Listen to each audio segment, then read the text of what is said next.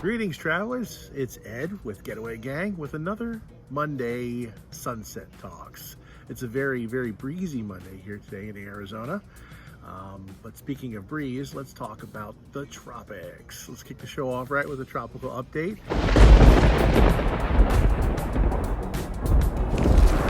Right now in the Caribbean, there's not much going on in the wake of Cristobal. Cristobal, as I said last week, did exactly what we thought it was going to do. Unfortunately, I thought it was going to develop into a little bit more of a hurricane, but it stayed at tropical storm strength all the way up through just basically due north.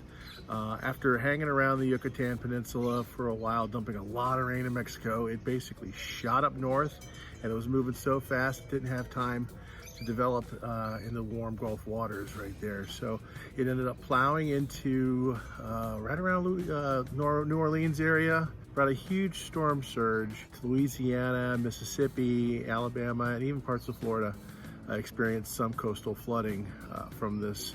And it's still around. It moved up into the Midwestern plains and it's hanging out there. It's now a tropical depression and it will continue to deteriorate as it moves ever so slowly east. Speaking of east, we have another disturbance out in the middle of the Atlantic Ocean right now. It's not expected to do much. It's less than a 10% chance of developing. As you can see, the Pacific is not much going on there around Hawaii, and then of course off the Mexican coast there's nothing going on at all.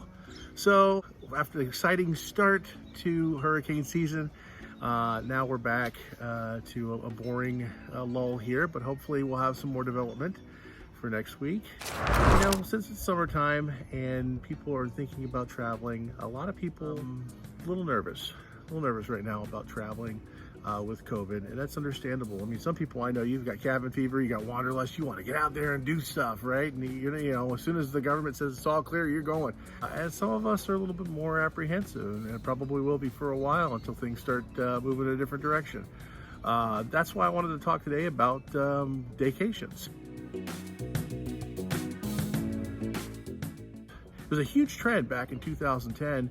After, you know, for a while the staycation was a big thing, early 2000s, but then around 2010, the economy was kind of like it was now. It was a little shaky, and so a lot of people were looking at what they could do instead of investing in the large trips, but what they could do just far around the town. Susie and I, we take a lot of daycations, maybe one day drives out to the desert, maybe down to Tucson.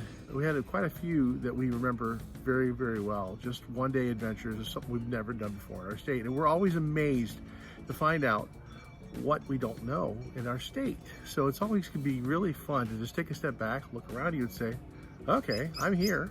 What can we do? So got a few tips here today for vacation, the day trip, day drive. So first of all, plan it out. That's the first step. Don't go too far or plan too much. That's one of the biggest pitfalls of a day trip, is that you're, oh, we're going up there. We're going up the coast, so we can do this, this, this, this. We can eat here, we can go visit here. No, don't overload it. Stay on point. You know, say, okay, are we going for a drive or are we going for a hike? Or are we going shopping? What are we doing? What is this trip? Big rule of thumb is don't go so far and do so much that you're gonna be too tired to drive home and you have to stay in a hotel. That's kind of goes against the idea of a daycation. All right, step number 2, think like a tourist. What does that mean? Well, I mean, I'm from Phoenix, right? So I'm in Phoenix. I go to my own stomping grounds, right? I go to the burger joint over here all the time. I go to, I know where this bar is, like my friends like to go to. I know where I go, right? But I don't sit back and think, okay, if I was a tourist visiting Phoenix, what kind of stuff would I look at?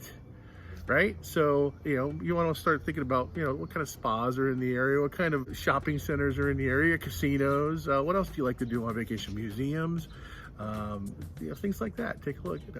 If you run out of ideas, you can always check, number 3, your visitors bureau or your tourist board. You know, every state, city, even some municipalities have visitation bureaus or boards, tourism boards, things like that. So you can check out some great resources there. Another great place you can find ideas for a day trip is on social media, because all the time you've got people in your circle that'll post something. Oh, I just went here. It was great. We had a great time. You know, maybe it's a zoo or some kind of animal park or a great restaurant. And that could be an adventure in itself too. So go check that out. Number 5, check out a park. National parks get all the attention, big national parks, but we also have great state parks. City parks are fun for a day trip. There's a lot to do in your municipal park a lot of times that you didn't even know was there. Take a day, just go explore. Number 6, dive into some culture. Go for it. Take some history museums tours or art museum. Go to a show, check out some of the culture of the areas that you're from, and you won't be disappointed. It'll be a learning experience and you can have a great time. Some tips while you're on the road. Number 7, first of all, charge your phone and make sure you use it. If you bring your cell phone with you, you'll be amazed at what that thing will turn into. It'll turn into your miniature little tour guide.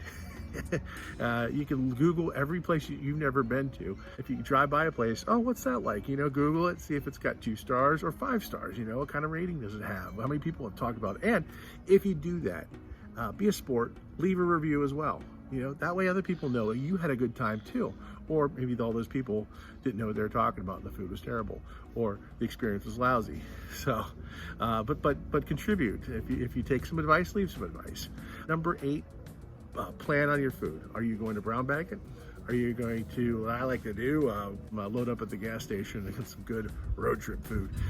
Or are you going to, is this a getaway to go to a nice restaurant? Maybe there's some place in your state that you heard about that's just fantastic, and you're like, oh, you know what, it's a few hours away, but I've always wanted to go check that out. So let's go plan a drive and go eat at this place. Number 9, and then finally, this is my favorite. What you bring on a road trip, I always bring your towel. Don't panic. It's a Douglas Adams quote from Hitchhiker's Guide to the Galaxy. Don't panic and always bring your towel. But I say towels because it's got 6 things that you should always bring with you on every trip.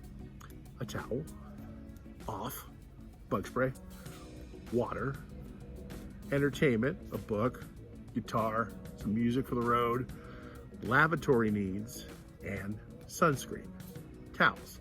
You'll never go wrong if you bring all 6 of those with you every time.